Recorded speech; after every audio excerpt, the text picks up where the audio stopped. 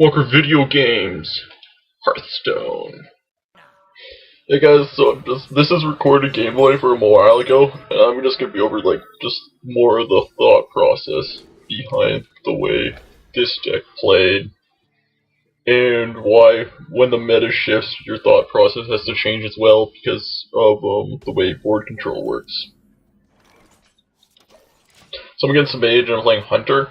So usually this is somewhat hard for Hunter because Timberwolves can just be killed almost instantaneously by fireballs. Especially, and also mana worms are very strong.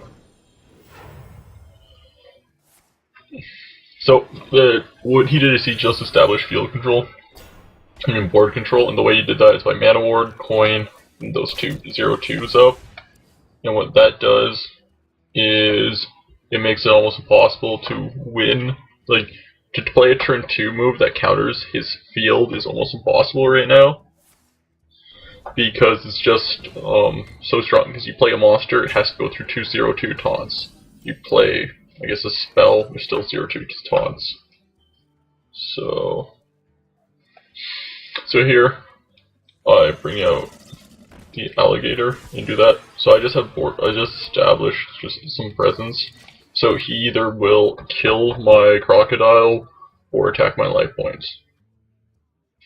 The thing is, I'm not really that concerned about him. If he kills my crocodile with his mana worm, I'll just play explosive traps next turn, and then I can just clear his field. So he didn't attack me. So what I'm gonna do this turn is I'm probably gonna play explosive traps and I attack life points. Another thing I could have done was play my dog to put a taunt up, but I guess I was afraid of polymorphs because on turn 4 polymorph could come down, and so if I played dog polymorph, I'd still be in the same predicament. This way it gives me board control, and if he attacks my life points again, so he attacked like last turn, I'll have cleared his whole field. Because next turn I can just trade out River Crocodile, or just taunt him so he doesn't die. Unless he plays a spell this turn. Yeah, so there we go. See, the explosive trap hits, we take the 4 damage. And now, he's like, oh. See what happens. There's the Frostbolt. So that was a good move on his part. Because he cleared my River Crocodile, so I no longer can attack him next turn. However, I have a Web Spinner and a Houndmaster. This is one of the best turn 5 drops I've ever seen for the Hunter decks. Because put 1/1, gets Death Rattle, gives you a monster to your hand, and then you make them a 3/3 taunt with your Houndmaster. So even if they kill your Web Spinner, you get a card to your hand, so you don't lose card advantage. So right now, I have board control because he has to react to my play. So what he does, he counters Arcane Missile, but he doesn't kill Web Spinner. If he had killed Web Spinner, this would be a lot more difficult because now he has to expend mana. Killing that, I'm assuming he's going to go straight for my life points. Oh, then he reapplies his taunts. And I'm assuming attacks straight again, so I have 9 life left. Which is pretty interesting. So I got Tundra Rhino. So what I'm probably going to do is Timberwolves, Unleash the Hounds, and Scavenging Hyenas. This way. There we go. Because this way I clear his entire board. And I attack his life points. Now I have field control. Because I have monsters on the field and he's reacting to my plays. He would attack my life points, but because he didn't clear my monsters, I was able to reassert field control. So we'll see what he does. That's actually a mistake on his part. He should have gone for my Timberwolf. Because that would lessen the damage by the hounds severely. And I have a turn 5 play. Well, next turn I'll have 7 mana, so I can just play Tundra Rhino and my River Crocodile. So he's spent his mana, so that means that tells us that he doesn't have any AoE in his hand currently. However, he plays a secret, but we have Flare in our hand, so we can instantly get rid of the secret. So he's gonna end his turn. I'm assuming that secret is either the one that protects him for like 8 damage or destroys a monster. But we don't even have to like destroy the secret. We can just Flare. We'll get a card. Right, there's the Flare. Here's the danger. Yeah, and it was Ice Barrier. That would prevent 8 damage. But play Tundra Rhino. Tundra Rhino is great for field if you have field advantage and you play them, because then your substance turns, all your beast monsters will be able to just attack. So we went back with 7 life, actually, and 7 life to winning. The only thing about his deck is this guy, if he had drawn a fireball at any time, would have won. Let's see what he has. See if he has a fireball. If he has a fireball, he can fireball. But he doesn't.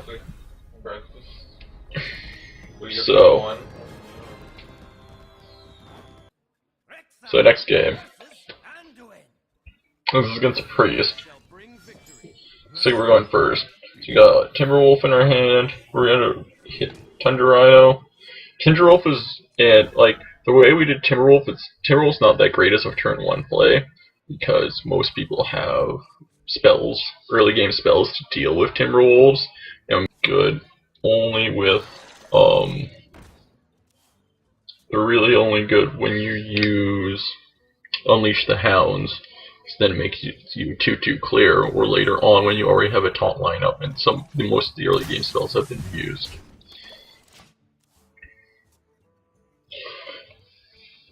Yeah, Web Spinner is probably one of the best level 1s in the game, because it's not really worth silencing, and even if it dies, you get almost always a stronger card, except if you get like a Captain's Parrot. Then you're pretty much in trouble. So there's the coin for the 3. The damned stand ready. See, the reason why he had a good play, but because we take Hunter's Mark in our deck, we can deal with it fairly simply. See, because Hunter Mark costs no money, make it 0. Just trade out our Web Spinner, and we have our Boar. We got the Boar, so we just cost damage. Man, what do you know? We got another Web Spinner. That's even better. But that's why like Hunter Marks are really good with Web Spinners, because you Hunter Mark something, Web Spinner, and because you get a card back from your Web Spinner, it's a 1-for-1 instead of a 2-for-1 trade. Oh jeez. So he played a Lightwell, and he played a card on it, but he drew 1 card. So I'm pretty sure I'm going to kill Command Lightwell, because the thing about that is Lightwells are really hard to deal with if you don't kill them right away. Especially priests are known for turning Lightwells into 7/7 monsters, or I've seen 20/20 Lightwells. And if you don't run silences like this deck does, it only runs deadly shots. It's very hard to deal with. So, let's see what we do here. Play a trap. Just attack his life. Like, we could use Flare to open the minion, but because we have field control, his Naxxramas is going to have to trade out. Either trade out probably against the 4. But the thing is, since we're winning, we just completely keep on attacking, and he has to kill our monsters. So we almost clear his board and do damage at the same time. Because in a straight trade, we're winning currently. So, this deck though is, before Buzzardboard was their new stats. It'll be showing games of 1 game had changed, and then another and then after that the new deck. But I was just thinking that like kind of the evolution of Hunter. I thought that'd be pretty cool. Especially this is game footage from a while ago, which I just haven't done anything with. Just hit for life. So I guess he's trying to outweight me, but it's not working too well. So got my buzzard down. So he can trade out and for the buzzard and the board, not lose anything on his field.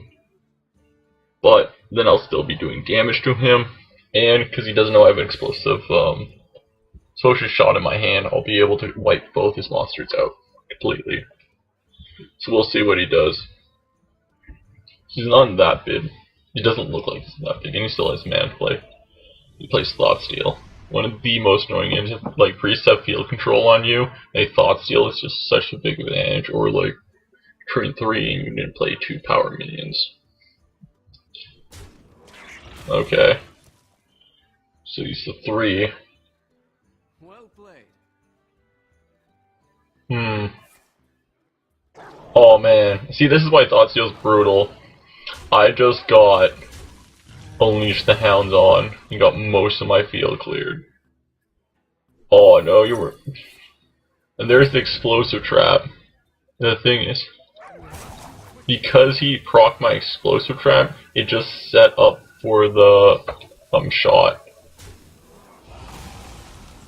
It just set up for the explosive shot, but I probably won't even need to use it because I'll just straight out web spinner for it. So you hit web spinner, see what I get. See, the only bad card. I don't even play it's that bad. I can get more damage from my passive. And the thing is, next turn, because I have, as I can say, field control, because I Tundra Rhinos down, the priest only has about 2 or 3, unless he has Stamping Kodos in deck. And one of his Shadow Word Pains, he won't be able to stop it. I'll be having a charging Minixa in my deck. The reason she was in this iteration was literally just to kill big things 1 for 1, like Ragnarosses and such. Because she couldn't with her Death Bite. There, he just surrendered because he can't win.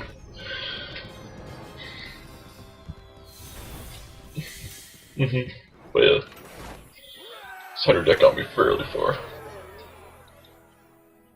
So there's another one.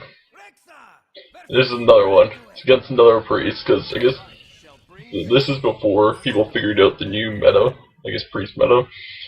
And this is where just these decks rocked. Just aggression aggros with just Hunter marks, because Hunter marks priests boost their life really much with the double health spells, and just those like +2 health power word shields, and it's just a complete counter. And also, if you do single buff monsters, like you make one monster really strong, it's pretty bad because hunters run deadly shots. So you'll see people drop a Ragnaros with nothing else on their field, and then you just deadly shot it. And it's an insta trade because he spent 8 mana and you spent 3 to clear it. It's such a good card. But however, deadly shot performs poorly against swarm decks, so it's very situational, but they're usually, when you're going like hand to mouth, they'll at least go for 1 for 1. And this is another priest who didn't get his early game.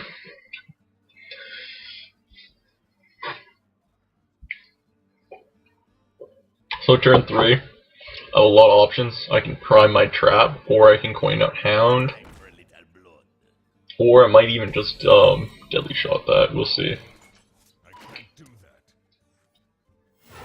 So what I'm going to do is coin out my Hound, into a 3/3, and just trade. Because this doesn't die, it's great because Priest's AoE comes on turn 5, or it's going to have to use another spell, which will make it into a 2 for 1. But there's Thoughtsteal again, so we don't know what we have. But he Thoughtstealing, he doesn't have that good board control, so he's going to get punished for it. See, this is my turn 4, I prime my explosive trap. And I just do 9 damage in 1 turn.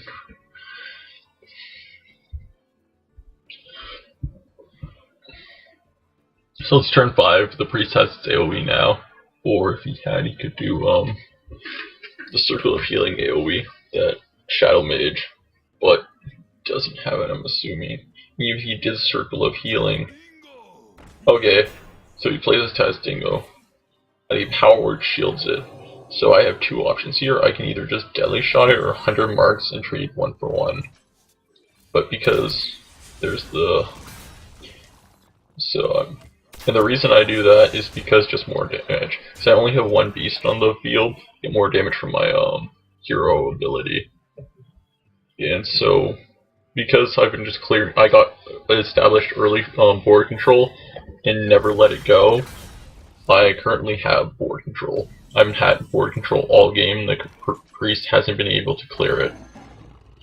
Meaning, and since the priest hasn't had the card to clear my board control, I'm just going to win this game in about 7 turns. So he plays Sunwalker. Let's see. Yeah, so I play Unleash the Hounds for a 3-mana just to destroy its shield. Then kill Command to finish it off for the 5 damage and for the win. It's the 2.